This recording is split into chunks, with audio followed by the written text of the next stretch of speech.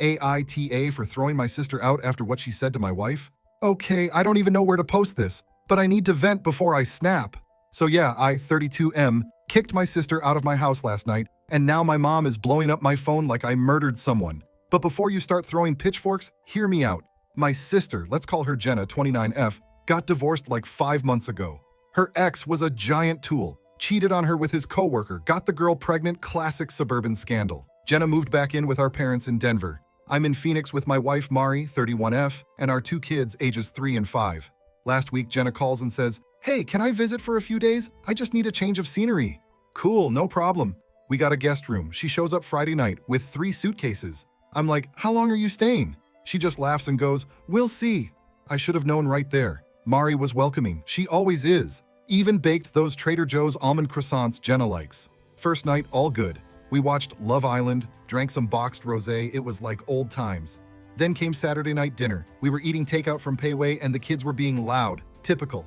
Mari gets up, takes our toddler to the bathroom. Jenna suddenly looks at me and says, "So when are you going to stop pretending this is a real marriage?" I just stared at her. I said, "What?" She smirks, dips her dumpling in soy sauce and says, "I mean, come on, you and Mari. You guys were never supposed to last. She's nice, but she's not, not your level." "What the hell does that mean?" I asked. She goes, "I'm just saying you used to date actual women. Mari's sweet, but you married someone so safe it's boring. She's like the human version of plain oatmeal." I didn't even respond, just sat there blinking like an idiot. Mari came back, saw our faces, and asked, "What's going on?" Jenna turned to her and said, "Swear to God, you're a good mom. I'm sure that's your thing, but you married up. You know that, right?" Mari looked confused and said, "Excuse me?" And Jenna, still calm as ever, says, "I'm just saying, enjoy it while it lasts." I told her to get out, right there. Didn't raise my voice, just pointed at the door and said, "Pack your shit, you're leaving tonight." She laughed, thought I was bluffing. I wasn't. I gave her 20 minutes. She called our mom, crying. Our mom called me, screaming, "How could you throw your own sister out on the street?" I told her Jenna could take a damn Uber to the airport with her 3 oversized Samsonites. Mari didn't say a word the whole time, just quietly helped me bag up Jenna's leftover toiletries. The house feels weirdly silent now, like too clean, too quiet. Mari's being polite but distant. My kids keep asking when Auntie Jenna's coming back. I don't even know what the hell just happened. So after I booted Jenna, things at home were weird. Mari's the type who doesn't scream or slam things. She just gets real quiet. Like, she'll still pack my lunch, but suddenly I'm getting a turkey sandwich instead of the roast beef I like. That kind of quiet. 3 days after the Jenna incident, on a random Tuesday afternoon, I get home from work and there's my mom in my kitchen making arroz con pollo like it's Thanksgiving. I literally stopped in the doorway and went, "What the hell are you doing here?" She turns around all smiley, wearing a damn world's best Nana apron and goes, "I came to talk. You didn't answer my texts." I hadn't, because all 27 of them were some variation of "You owe Jenna an apology" and "Family is everything," followed by an inspirational quote meme she clearly didn't make herself. I said, "You didn't think to, ask if you could come?" She waved it off and goes, "Don't be dramatic. I needed a break from your father, and besides," pause for dramatic effect. Jenna's still really hurt. Then I see the suitcase, her suitcase, sitting by the stairs like it lives there now. I said, no, you're not moving in." She's like, "I'm not moving in, I'm just staying a few days, maybe a week. You guys have the space." Mari comes downstairs. She's holding laundry and stops mid-step, just looks at me, doesn't say a word. I said, "Mom, you gotta go." She goes, "Are you seriously throwing me out too? What's wrong with you? You used to be sweet." And Mari, bless her, finally speaks. She says, "If you want to stay in a hotel nearby, we can bring the kids to visit, but we need space right now." My mom looks at her like she just slapped her with a Bible. "Wow," she says. "So she speaks now? Thought she only whispered apologies." I swear the air got colder in the room. I snapped, "Okay, you want honesty? Your daughter insulted my wife in our home, then tried to play victim. Now you're pulling the same manipulative crap she does. This isn't about family, this is about control." She scoffed, "You're so sensitive, ever since you married this woman." That was it. Mari just walked upstairs. Didn't even wait for me to respond. I grabbed my mom's suitcase, rolled it to the porch, and said, "You can Uber to the Hilton on 48th. She didn't move, just sat on our porch like it was a protest. 10 minutes later, our ring cam caught her calling my aunt and crying like we'd left her in a ditch. The worst part? My 5-year-old asked, "Why is Nana sleeping outside?" You ever try explaining generational toxicity to a kindergartner? Don't recommend it. Now my phone's buzzing again. Jenna and my mom are tagging me in Facebook posts about forgiveness and broken families. One had a goddamn stock photo of a crying child and said, "Siblings are forever." I don't even use Facebook. Mari does. She showed me. Didn't say a word, just showed me and walked away. And I'm just here, sitting on a story I can't even tell my friends because somehow I'm still trying to convince myself I'm not the crazy one. So I was gonna let it go. After my mom left, I decided, all right, deep breaths, let the trash take itself out. I stopped answering texts, blocked Jenna on everything but email because she knows how to weaponize Gmail like a boomer Karen, and Mari and I started trying to get back to normal. But here's the thing, Jenna doesn't do normal. She does chaos, with glitter on top. Thursday rolls around. Mari's a high school counselor. She works at this big-ass public school where kids are dealing with real stuff like pregnancy scares and college apps and vape pens in the toilet tanks. She loves her job. It's her zone, her escape.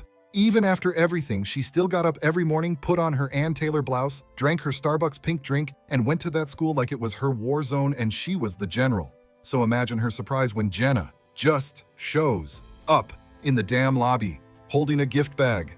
Mari doesn't tell me until after. She comes home early, kids are napping, and I'm on my laptop half working. And she just tosses her bag on the floor and goes, "You're not gonna believe this." I said, "Try me." She goes, "Your sister showed up at my school, brought me a Bath & Body Works bag and asked to talk woman to woman." I blinked. Like, in person? Mari nods. "Yep, right there in the counseling office, like she had an appointment, told the front desk she was my cousin." Apparently, Jenna waltzed in, gave Mari the bag, which had lotion and a card that said "no hard feelings," and tried to have a full-blown conversation about how sisters-in-law should uplift each other. Then, and this is the kicker, Jenna says, "I just think it's sad that our little spat turned into you manipulating my brother into disowning his family." Yes, those were her words. Mari just said, "We're not doing this," and walked her right back to the front office. You'd think it ended there.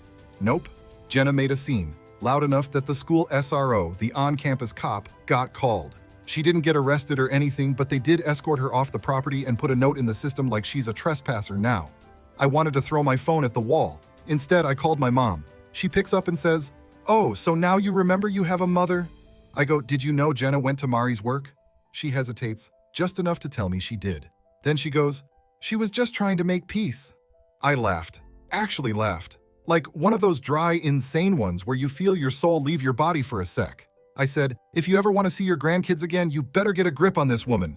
And she said, "Don't threaten me." So I hung up. Here's the update part I wasn't ready for. Mari's boss told her she could take a few days off, but Mari said no. She said, "If I stay home, I'll go crazy. I need to work. I need to feel like I matter to someone."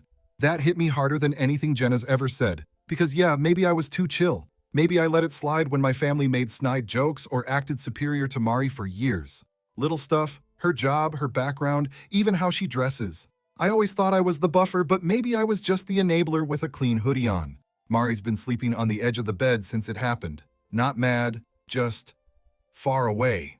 Jenna posted an Instagram story later that night, a quote that said, "Strong women intimidate weak ones." I laughed so hard I choked on my Diet Coke.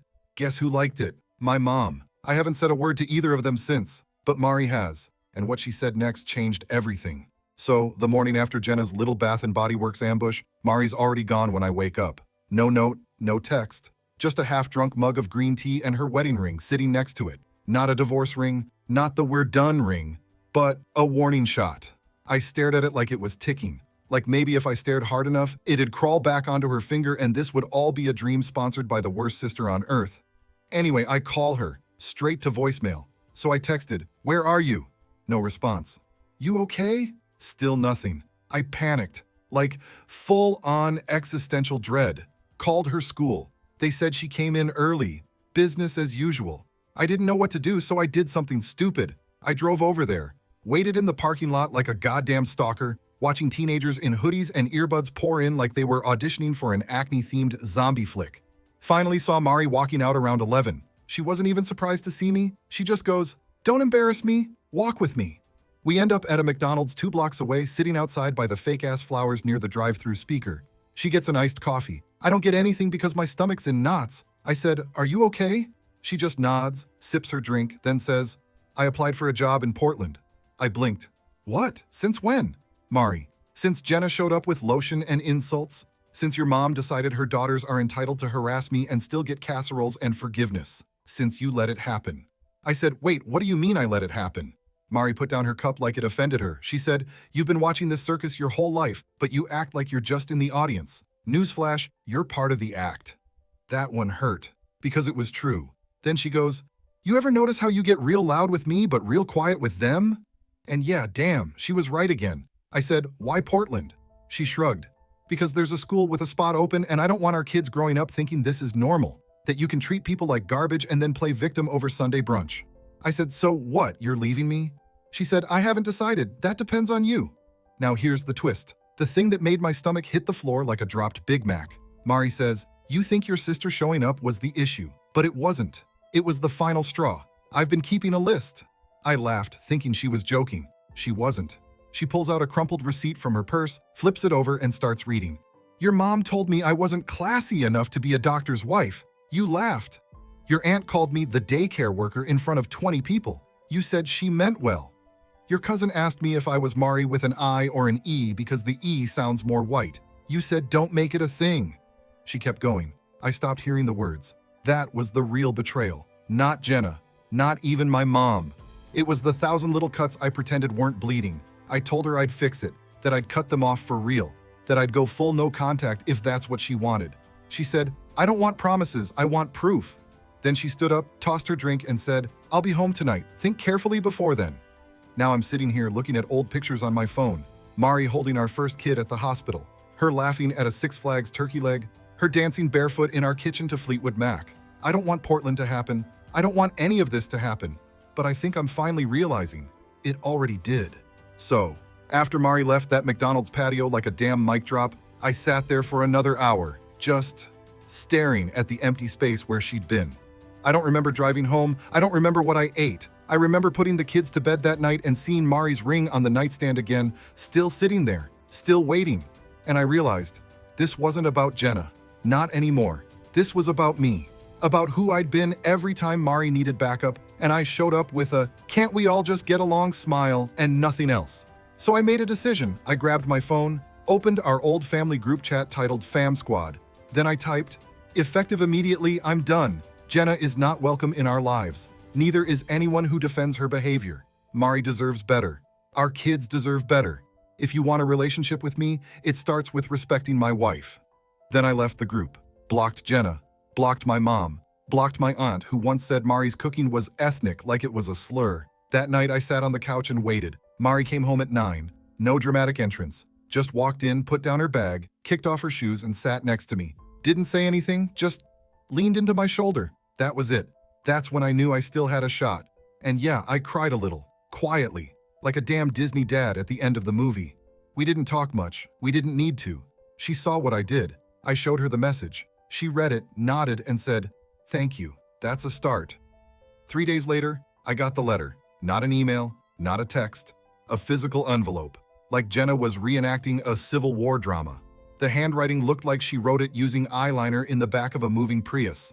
It said, in actual words, I hope you're proud of yourself. You chose her over your blood. You're punishing me for having standards and speaking the truth. One day your kids will see what kind of woman you defended, and they'll realize you betrayed your family. I won't forgive you. Neither will Mom. But go enjoy your little Stepford wife life while it lasts. I laughed, out loud. Because this was her final play? A hate letter cosplay? I showed Mari. She didn't even blink, just said, she's projecting. Let her scream into the void. We burned it. No, seriously, we made s'mores. Lit the letter with a match over the grill, toasted marshmallows on its ashes, and fed chocolate to our toddlers while they asked if Auntie Jenna was a Disney villain. And you know what? Maybe she is. But I'm not the sidekick anymore. I followed through. Every family member who tried to guilt trip me got the same treatment. They called me cold, said I was brainwashed, said Mari had turned me against them. And you know what? Good.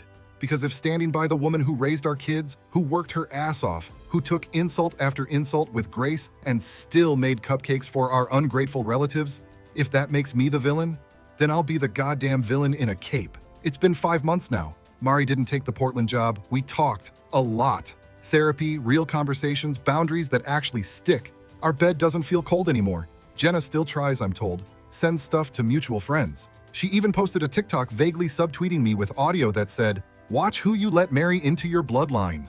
I didn't respond. I was too busy taking my wife on a picnic with the kids. And no, I don't miss them. Not the drama, not the guilt, not the but family crap that kept me from growing a spine. I learned this. Blood makes you related, but respect makes you family. And if that means I lose a sister to keep my wife, then yeah, that's a trade I'd make every time. Thanks for watching. If you liked the story, hit subscribe. See you in the next one.